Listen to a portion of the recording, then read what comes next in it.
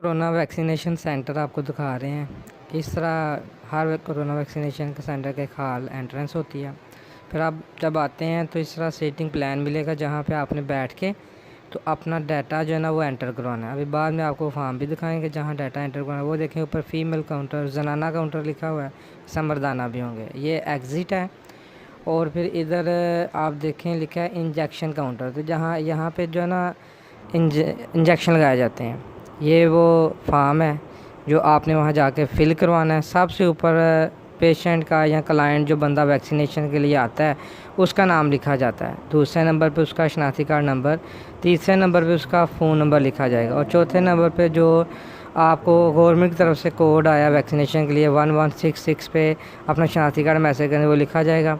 उसके बाद फिर आपकी वैक्सीनेशन सेलेक्ट होती है और एंड पे लिखा है कि पहली खुराक लगी है, दूसरी, पहली डोज है दूसरी। तो प्लीज़ वैक्सीनेशन करवाएं अपनों को और महफूज करें पाकिस्तान को।